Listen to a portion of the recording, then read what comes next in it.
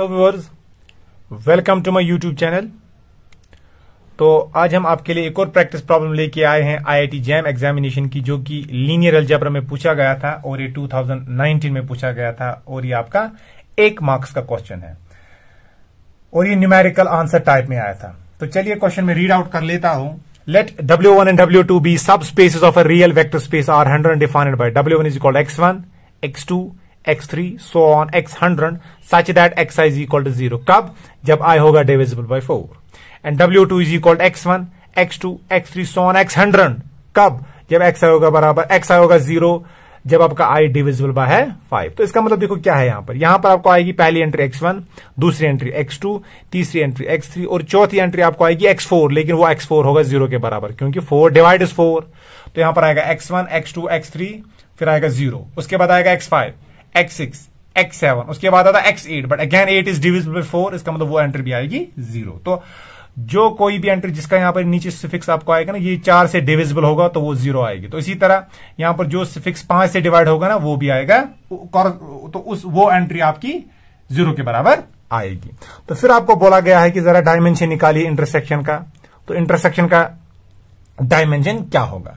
तो चलिए इसका सोल्यूशन आपको दिया गया है। W1 is equal to this, Xi is equal to 0 if 4 divide is I। इसका मतलब है यहां पर डिवाइड, ठीक है।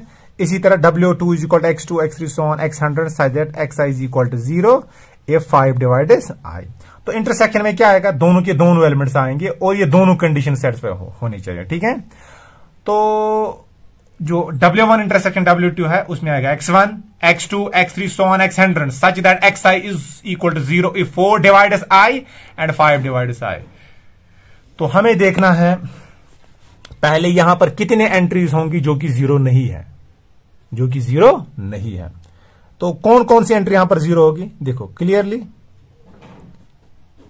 जरा आप ग्रेटेस्ट मेजर फंक्शन निकालो 100 और 4 का, दैट इज इक्वल टू 25। तो इसका मतलब 1 से 100 तक 25 ऐसे नंबर्स होंगे जो कि डिविजिबल होंगे। किसके साथ?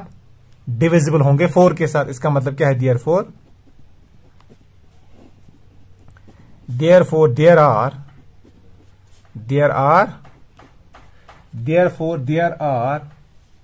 25 elements। तो कितने एलिमेंट्स हैं? Therefore there are 25 elements 0। Therefore there are 25 elements 0 in कहां पर? इस एंटापल में। So on X100। लेकिन ये और जो ये आपको है ना, ये आपको कहां पर बिलोंग करेगा? ये आपको W1 में बिलोंग करेगा, ठीक है।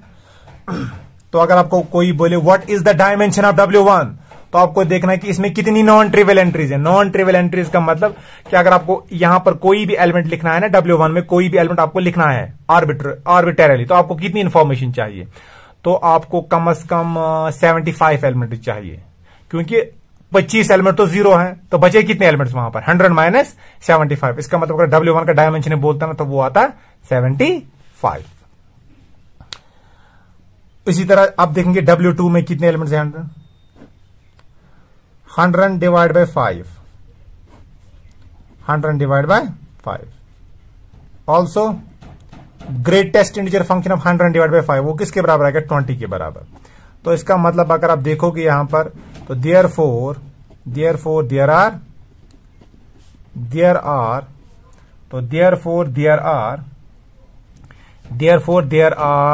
20 elements।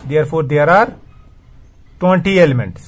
तो 20 एलिमेंट्स होंगे जो कि 0 होंगे। कहां पर? इन X1, X2, X3, so on X100। और ये किसको बिलोंग करेगा? ये बिलोंग करेगा W2 को। तो अगर आपको कोई बोलेगा इसके डायमेंशन ढूंढो, इसके डायमेंशन ढूंढने का मतलब कि इसमें कितनी नॉन ट्रिवियल एंट्रीज हैं, तो अगर आप इसका कोई भी एलिमेंट लिखना चाहते हो वो इस टाइप का होगा, तो कितनी इन्फॉर्मेशन चाहिए? आपको चाहिए कम से कम 80 एलिमेंट्स आपको चाहिए, क्योंकि 20 एलिमेंट्स हम जानते हो वो 0 होगा। तो आप लिखोगे X1, X2, X3, X4, X5 0 होगा, ठीक है। फिर होगा X6, X7, X8, X9, X10 0 होगा, क्योंकि 5 डिवाइड इज 10।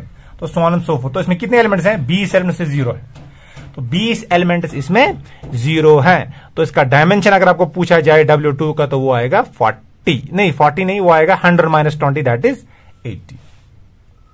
लेकिन हमें डायमेंशन चाहिए W1 इंटरसेक्शन W2 का। अब हम देखेंगे कि इसमें कितने एलिमेंट्स हैं जो कि 0 हैं। देखो अब जो 25 एलिमेंट है किसमें, X1 में, वो यहां पर तो पहले से ही 0 होंगे, वो 25 एलिमेंट्स आ गए। और यहां पर जो 20 एलिमेंट्स होंगे वो भी यहां पर 0 होंगे, ठीक है। तो इसमें कितने 0 एलिमेंट्स होंगे, तो आपको देखने 25 प्लस 20 इतने 0 एलिमेंट्स होंगे। लेकिन अगर आप देखो कि कुछ एलिमेंट्स कॉमन आएंगे जो 2 दफा काउंट होंगे, जैसे कि यहां पर X20 आपको 0 है और यहां पर भी X20 0 है, तो उसको हम 2 दफा तो नहीं बोलेंगे कि यहां पर X20 0 है और यहां पर भी X20 0 है, तो यहां पर तो वो X20 0 एक ही दफा काउंट होगा। इसका मतलब जो 2 दफा काउंट हो रहा है उसको हमें सब्ट्रैक्ट करना है। इसका मतलब हमें देखना है कि कितने ऐसे एलिमेंट्स हैं तो कितने ऐसे इंटीजर्स हैं, या आप बोल सकते हो नेचुरल नंबर्स हैं 1 से 100 तक, जो कि 4 से भी डिविजिबल है और 5 से भी डिविजिबल है। Further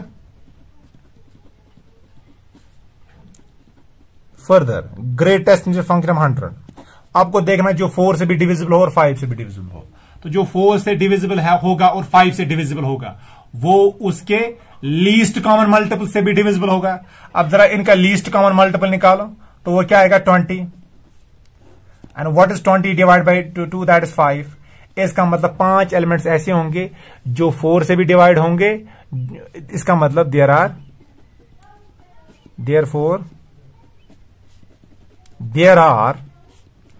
are how many elements, कितने जीरोस होंगे अब 0 यहां पर, तो ये 25 लिखो मैं 25 प्लस इसके 20 एलिमेंट्स भी 0 होंगे। लेकिन जो ये एलिमेंट्स है ना, अगर आप नजर रखोगे X20, X40, X60, X80, X100, ये W1 में भी 0 है और W2 में भी 0 है। लेकिन काउंट तो उनको एक ही दफा करना है। जब इंटरसेक्शन की बात आएगी तो ये कितनी दफा काउंट करना है, X20 एक ही दफा काउंट होगा। लेकिन इसको हमने यहां पर भी काउंट किया क्योंकि X20 यहां पर 0 होगा, ये इन 25 एलिमेंट्स में भी काउंट होगा और इन 20 एलिमेंट्स में भी काउंट होगा। लेकिन काउंट हमें एक ही दफा करना है, इसीलिए तो जो कॉमन मल्टीपल है ना आपको वो सब तो कितने हैं जो 4 से भी डिविजिबल है और 5 से भी डिविजिबल है, वो है 5 एलिमेंट्स। तो उनको आपको सबट्रैक्ट करना है 5 को, क्योंकि ये एक ही दफा काउंट करना है। हमने इसको 2 दफा काउंट किया, ये बना यहां पर 5 और यहां पर 5, टोटल हमने इसको 2 दफा काउंट किया। तो यहां पर जो एलिमेंट्स एक्चुअली थे ना W1 इंटरसेक्शन W2 में जो कि 0 आएंगे वो 5 ज्यादा आएंगे, क्योंकि एक एलिमेंट को हमने 2 दफा काउंट किया है। तो इसका मतलब कितने एलिमेंट्स को हमने 2 दफा काउंट किया है, 5 एलिमेंट्स को, इस और इस एलिमेंट को। इसका मतलब उसको 5 टाइम्स इसको 5 से सबट्रैक्ट करेंगे तो ये आएगा 20 plus 40 that is equal to 45 minus 5। तो क्या आपको आएगा, ये आपको आएगा 40। तो therefore there are 40 elements in X1, X2, so on X100 कब, जब W1 इंटरसेक्शन W2 को ही बिलोंग करे। तो सो मैं लिख सकता हूं जो डायमेंशन आपका आएगा, dimension of W1 intersection W2।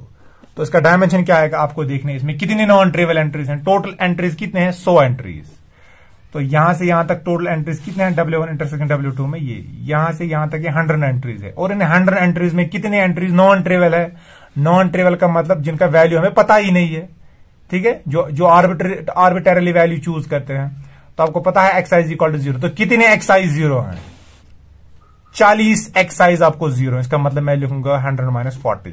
तो 100 is the total number of entries and 40 is the number of 0 entries. अब बचे कितने वहां पर नॉन 0 एंट्रीज, 60। तो वही उसके नॉन ट्रिवियल एंट्रीज हैं, तो वही उसका डायमेंशन होगा। इसका मतलब यहां पर इसका आंसर क्या होगा, that is 60। I hope it is clear. तो जो इस क्वेश्चन का आंसर आएगा वो आएगा 60। हाँ चलिए अब हम एक और प्रैक्टिस प्रॉब्लम करेंगे IIT जैम की। 2 मार्क्स का क्वेश्चन है ये, और ये 2015 में पूछा गया है, और ये भी आपका लीनियर अलजेब्रा का क्वेश्चन है। तो चलिए मैं क्वेश्चन रीड आउट कर लेता हूं। Let M2R be the real vector space of 2x2 real matrices. तो M2R आपका क्या है, it is a vector space of matrices. और आपको पता है कि वेक्टर स्क्वायर मैट्रिसेस कब वेक्टर स्पेस बनाते हैं, जब ये यहां पर जो एंट्रीज होती है ना वो सारी की सारी होती है नॉन सिंगुलर, ठीक है। और आपको दिया गया है V इसका सब स्पेस है, V इसका एक सब स्पेस है M2R का, जो कि ये प्रॉपर्टी सेटिस्फाई कर रहा है। फिर आपको इस V का डायमेंशन बोलना है। तो डायमेंशन आप जानते हो, डायमेंशन आपको आता है कि इस वी में कितनी नॉन ट्रिवियल एंट्रीज होंगी, या नॉन ट्रिवियल एंट्रीज, या आप ऐसे बोल सकते हो कि बेसिस में कितनी एलिमेंट्स होंगी। तो डायमेंशन अल्टीमेटली फिर ऐसे ही डिफाइन करते हैं, नॉन ट्रिवियल एंट्रीज कितनी हैं, या आप बोलोगे कि बेसिस में कितने एलिमेंट्स हैं। अब देखिए गिवन क्या है आपके पास, तो गिवन है आपके पास जो वी है आपके पास, that is a belongs to M two R such that जो आपके पास ए है इट इज 0 3 2 1। तो ये, तो इसका मतलब जो आपके पास ये वी है it is the collection of all the matrices of 2x2 matrices which satisfy this property. तो हम देखेंगे जो ये मैट्रिक्स ए है ये किस टाइप की होगी, ठीक है। तो ए आपके पास पता है, ए क्या है, ये यहां से आ रहा है क्योंकि हमारे पास जो स्पेस है वो है M2R। तो इसका मतलब जो ए कहां से आ रहा है, ये M2R से आ रहा है, M2R से आ रहा है। और ये M2R क्या है, M2R is the vector space of 2x2 real matrices. इसका मतलब इस 2 का मतलब है कि स्क्वायर मैट्रिक्स ऑफ ऑर्डर 2, और यहां पर जो R होता है ना, यहां पर जो लिखा होता है इसका मतलब एंट्रीज यहां से आ रही है, ठीक है। तो एंट्रीज आपको R से आ रही है। तो मैं लिखूं यहां पर जो आपके पास ये ए होगा, it is a matrix of order 2x2 a b c d. तो मैं लिख सकता हूं ये ए बी सी डी 0 3 2 1 0 2 3 1 के साथ कम्यूट करता है ये ABCD। अब मैं इसको कम्यूट करवाऊंगा इस ABCD को इसके साथ, और फिर देखूंगा कि आपके वैल्यूज क्या निकलेंगे, ए और बी का वैल्यूज आपको क्या निकलेगा। अब देखो ओवरऑल आपको पता है मैट्रिक्स मल्टीप्लिकेशन आपको पता होगा, पहला कॉलम पहला रो पहला कॉलम। तो पहले क्या आएगा 0 into A, that is 0 into A is 0, फिर आएगा 3 into B, that is 3b। तो ये आपका पहला एंट्री। दूसरी entry a into 2 plus b into 1, that is 2a plus b। अब second row first column c into 0, that is 0, plus d into 3, that is 3d, फिर 2c plus d। अब यहां पर first row first column 0 into a 2 into c, तो पहले आपका आएगा entry यहां पर 2c, ठीक है। 0 into a 2 into c, that is 2c। अब second first column first row second column 0b 2d, that is 2d। अब 3a plus c, that is 3a plus c, फिर 3b प्लस d, ठीक है। तो ये आपके पास ये मैट्रिक्स बन गई। और आपको पता है दो मैट्रिसेस का बराबर होते हैं, 2 matrices are said to be equal if they are of same order and their corresponding elements are same। तो लिखूं मैं यहां पर therefore, तो मैं लिख सकता हूं यहां पर जो आपका ये 3b होगा ये किसके बराबर होगा, तो मैं लिख सकता हूं जो 3b होगा वो आपका 2c के बराबर होगा। तो c किसके बराबर है, दैट इज 3/2b। तो आपको निकल गया इस c का वैल्यू, ठीक है। अब d का वैल्यू निकालेंगे in terms of a and b, in terms of A and B। अब C का वैल्यू आपको निकल गया 3/2। अब देखो अब D का वैल्यू निकालो, D किसके बराबर होगा, ये 2C plus D 3B plus D के बराबर होगा, ठीक है। तो 3D आपका इसके बराबर होगा। अब इनको कंपेयर करो, देखो मैंने इसको कंपेयर किया इसको, अब मैं इसको कंपेयर करूंगा 3D, ये किसके बराबर होगा, ये 3A प्लस C के बराबर होगा, ठीक है।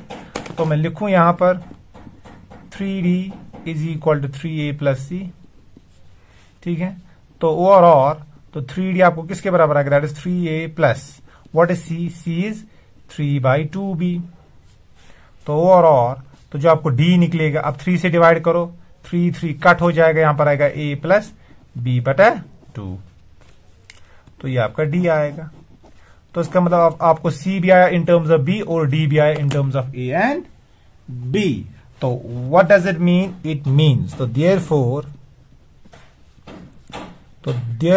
जो आपका ये V होगा, इसमें जो मैट्रिक्स है आपका ABCD, तो यहां पर आएगा A, यहां पर आएगा B, ये C क्या होगा, C आपको आएगा 3B/2, और ये D आपको क्या होगा, वो होगा AB/2, ठीक है। तो ये मैट्रिक्स ऐसी है, साइज दैट A, B आपको कहां से आ रहा है, R से आ रहा है। अब इसका डायमेंशन क्या होगा, इसका डायमेंशन का मतलब है कि नॉन ट्रिवियल एंट्रीज कितनी है। तो नॉन ट्रिवियल एंट्रीज का मतलब है अगर आपको इस V में कोई भी एलिमेंट लिखना है, आपको कितनी इंफॉर्मेशन चाहिए। तो इस मैट्रिक्स को अगर मुझे लिखना है ना, ये मैट्रिक्स का एलिमेंट कोई मुझे लिखना है, वो किस टाइप का होगा, मुझे कितनी इंफॉर्मेशन चाहिए, मुझे खाली ए पता होना चाहिए और बी पता होना चाहिए। तो ए नॉन ट्रिवियल एंट्री है, बी भी नॉन ट्रिवियल एंट्री है। तो ए के बारे में अगर मुझे कोई इंफॉर्मेशन दे और बी के बारे में भी कोई इंफॉर्मेशन दे, तो मैं पूरी की पूरी मैट्रिक्स यहां पर लिख सकता हूं, ठीक है। तो इसका डायमेंशन क्या आएगा, तो इसका डायमेंशन आएगा 2। तो नॉन ट्रिवियल एंट्रीज कितनी है यहां पर, तो नॉन ट्रिवियल एंट्रीज 2 है। इसका मतलब नॉन ट्रिवियल एंट्रीज का मतलब कितनी मिनिमम से मिनिमम इंफॉर्मेशन आपको चाहिए इस मैट्रिक्स को लिखने के लिए, तो 2। ए आपको पता होना चाहिए, बी आपको पता होना चाहिए। तो जब आपको कोई ए का वैल्यू देगा और बी का वैल्यू देगा, आप आसानी से इस मैट्रिक्स को फिर कंप्लीटली लिख पाओगे, क्योंकि अगर ये ए 1 है और बी 2 के बराबर है, आप बोल सकते हो ये यहां पर 3 होगा और यहां पर होगा 1 + 2/2 दैट इज 3, दैट इज 2। तो इसको हम ऐसे लिखेंगे, या आप ऐसे बोल सकते हो बेसिस ऑफ वी। तो डायमेंशन इसका 2 आएगा, तो बेसिस ऑफ वी। अब जरा अगर कोई बोलता है नहीं मैं ऐसे नहीं करूंगा, मैं देखूंगा इसका बेसिस क्या है, तो बेसिस आप जानते हो कि every element of this matrix should be expressed as a linear combination of the vectors of this basis, उसको बोलते हैं बेसिस। तो अगर आप बेसिस देखोगे ना, इसमें बेसिस आएगा 1 0 0 1, ठीक है, और आपको आएगा 0 1 3/2 और 1/2। तो ये इसकी बेसिस है। तो बेसिस में कितने एलिमेंट्स हैं, तो अगर आप देखोगे ना ये लीनियर इंडिपेंडेंट भी है और ये इसको जनरेट भी करेंगे। देखो कैसे, अगर आप कोई भी एलिमेंट यहां पर लेना चाहते हो, जैसे आपके पास a, b है, 3b/2 है और a + b/2 है, ठीक है। मैं इसको लिख सकता हूं ऐसे a फिर b फिर 3b/2, यहां पर लिखूंगा a और यहां पर लिखूंगा प्लस 0 0 0, फिर लिखूंगा यहां पर b/2, तो लिख सकता हूं। अब चलिए मैं यहां पर ये 0 लिखूंगा और b को मैं इसके साथ एडजस्ट करूंगा, ठीक है। तो ये आपका b बन गया। तो b को मैंने इसके साथ एडजस्ट किया और यहां पर भी चले मैं 0 लिखूंगा, ठीक है, क्योंकि यहां पर मैं 0 ही चाहिए मुझे। तो यहां पर मैं 0 लिखूंगा और यहां पर लूंगा 3b/2, ठीक है। तो यहां पर जरा a कॉमन निकालो, तो आपको क्या आएगा 1 0 0 1, और यहां से b कॉमन निकालो, आपको क्या आएगा, तो जब b बाहर निकलेगा आपको आएगा 0 और यहां से आएगा 1, यहां से आपको आएगा 3/2 और यहां पर आपको आया 1/2। तो अगर आप देखोगे हर कोई एलिमेंट है ना आपके पास इस मैट्रिक्स का जो कि इस टाइप का है, a 3b/2 फिर b फिर a + b/2 that has been expressed as a linear combination of the elements of v। तो इनको अगर हम लीनियर कॉम्बिनेशन में लेंगे उसको हम फिर एक्सप्रेस कर पाएंगे, ठीक है। तो इसका मतलब यही तो बेसिस है। बेसिस क्या होता है किसी भी वेक्टर स्पेस का, सेट लीनियरली इंडिपेंडेंट होता है और हर कोई एलिमेंट जो वेक्टर स्पेस का होगा that must be expressible as a linear combination of the elements of that set, जिसको हम बेसिस डिफाइन करेंगे। तो हर कोई एलिमेंट जो यहां पर है ना इसको हम एक्सप्रेस कर रहे हैं as a linear combination of the elements of this set, तो इसका मतलब ये बेसिस होगा और ये लीनियरली इंडिपेंडेंट भी होगा क्योंकि आप इसको चेक भी कर सकते, दैट्स क्वाइट इजी। तो डायमेंशन क्या है फिर इसका, तो मैं बोलूं फिर डायमेंशन ऑफ v = 2, तो इसका डायमेंशन क्या होगा 2 के बराबर। तो यहां पर क्या आंसर आएगा, तो यहां पर आपका आंसर आएगा 2। आई होप जो मैंने ये सॉल्यूशंस करवाया आपको ये आपको समझ आए होंगे। तो ज्यादा से ज्यादा आप इस चैनल को शेयर कीजिए, सब्सक्राइब कीजिए और लाइक कीजिए। Bye bye, thank you.